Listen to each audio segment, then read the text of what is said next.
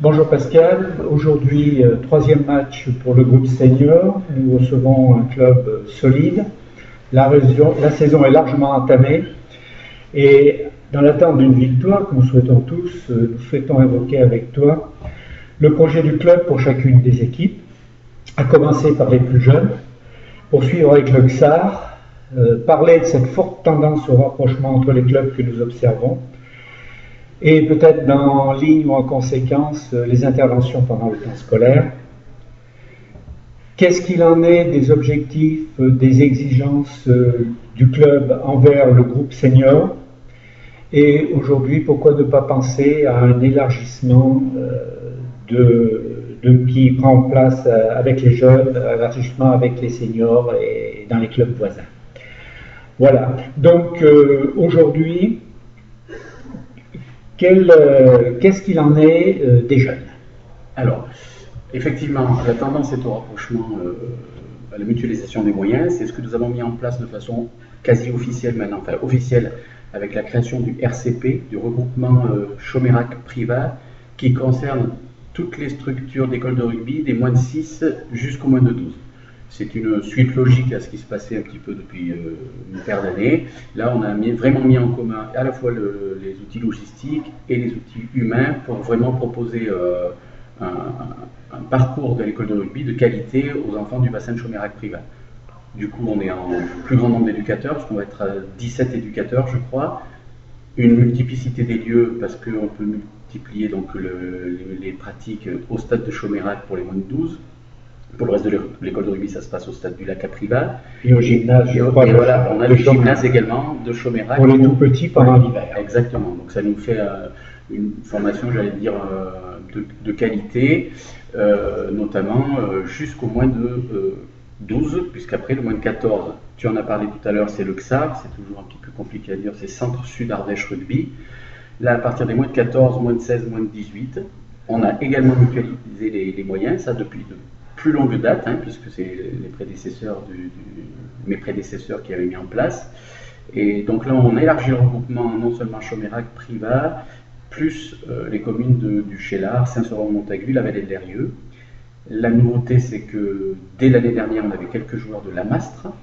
Et cette année, on a récupéré encore 5 ou 6 jeunes du club des Hauts Plateaux, c'est Tence en Haute-Loire, des jeunes qui étaient un peu en déshérence de club et qui ont entendu parler du XAR, de ses succès de formation et qui nous ont demandé de nous rejoindre, ce que nous avons fait bien entendu, parce qu'on est aussi à vocation à partager le plus grand nombre d'activités. Donc d'un côté, un objectif de regroupement largement partagé par le club, dans lequel le club est assez moteur, et d'autre part, intervention du club dans le cadre du temps scolaire, intervention pour laquelle le club a mis quelques moyens.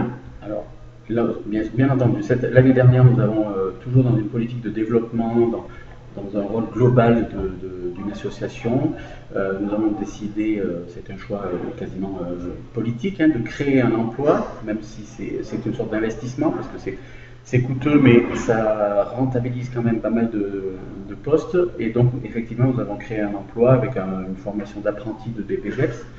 Et cet apprenti qui est non pas là pour faire ce que les bénévoles faisaient déjà, de façon très correcte, maximale, lui nous offre des opportunités supplémentaires justement pour aller rayonner un petit peu dans les structures associatives hors rugby et en temps scolaire, bien entendu. Ce qui traduit l'impact du club au plan social que nous souhaitons développer. Alors, bien entendu, au-delà le but, bien entendu, c'est de récolter le plus de nouveaux pratiquants, mais c'est une stratégie qui existe depuis longtemps et elle n'est quand même pas miraculeuse, parce que depuis le temps qu'elle est en place, on n'a quand même pas de résultats très très flagrants. Il y a plusieurs facteurs qui entrent en jeu, mais au moins proposer l'activité rugby à des populations qui n'en auraient jamais peut-être entendu parler ou jamais eu l'occasion. Et quid de groupe senior? Alors, quels objectifs pour eux, quelles exigences? Alors là, il faut se retrousser les manches, parce que l'objectif fixé déjà l'année dernière de la montée en Fédéral 3 a été atteint. Alors un grand merci aux garçons qui ont participé à l'aventure. Cette année, c'est un autre défi, dans la mesure où, puisqu'on est monté à l'étage supérieur, bien entendu, il faut y rester. On continue, on n'est pas monté par hasard, on ne le fait pas de façon un petit peu, j'allais dire, aléatoire, tout a été calculé. Nous avons mis, quand je dis nous, c'est le club, le niveau sportif, le niveau administratif, tous les moyens nécessaires à franchir ce cap dans de bonnes conditions. Alors au niveau sportif, c'est vrai qu'il y a de nouvelles ressources qui nous ont rejoints, hein, des joueurs de qualité, qui rentrent sur un profil au-delà de leur qualité sportive, qui doivent un petit peu répondre à un label qualité dans leur état d'esprit. C'est ce que nous avons fait. Ce sont des joueurs issus du bassin géographique, hein, qui ont plus ou moins une histoire avec Privat. Donc là, on ne chamboule pas toutes les habitudes. À eux de trouver leur place dans le mur existant. Et les deux premières rencontres, bon, ce sont soldées par des défaites, mais avec le point de bonus. Donc c'est vrai qu'aujourd'hui, c'est important pour notre maintien en Fédéral 3. Le verre est à moitié plein ou à moitié vide. Ça, en général, moi, je suis plutôt tendance à déjà voir qu'il y a un verre.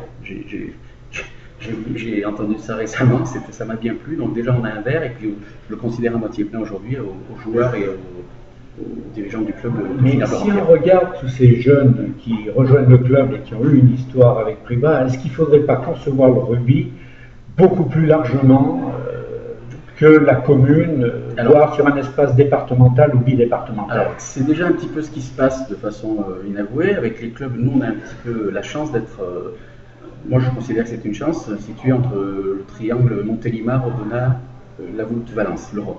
Ce sont des clubs qui ont affiché leurs prétentions pour remonter en Pro D2 pour le ROC et Aubenas, et en Fédéral 2 pour Montélimar. Donc nous, il faut qu'on soit aspiré, sans avoir ces prétentions bien entendu, il faut qu'on soit aspiré par cette envie de qualité, dans la mesure où je suis sûr que si on est force de proposition, de proposer un bon rugby de Fédéral 3, une bonne formation de chez nos jeunes, on pourra attirer les joueurs qui éventuellement ne rentrent pas dans le projet de professionnalisation que proposer Aubenas ou le ROC, ou de niveau un petit peu d'exigence particulière qui nécessite la pratique au niveau. Donc nous, on pourra toujours être un club pour proposer du bon rugby de qualité au niveau de Fédéral 3 à ces joueurs qui à un moment donné ne vont peut-être pas pouvoir suivre le rythme imposé par ces grands clubs. Il faut que nous on soit là. Alors on a des très bons rapports, la passerelle est vraiment large avec Aubenas, avec le ROC, bon, avec Aubenas, avec Montélimar, pardon, un peu moins parce que on est dans la même cour de récréation, donc on se pique un peu les goûters, mais là bon, c'est pas grave.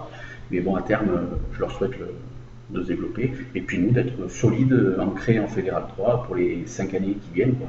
Et puis aussi continuer le développement de ce club au-delà des résultats sportifs, dans une politique toujours de projet associatif, de rôle dans la cité, de force de proposition, et tout en rendant chaque personne pas indispensable, de façon à ce que l'on puisse parler encore de rugby de Privat pendant 50 ou 100 ans.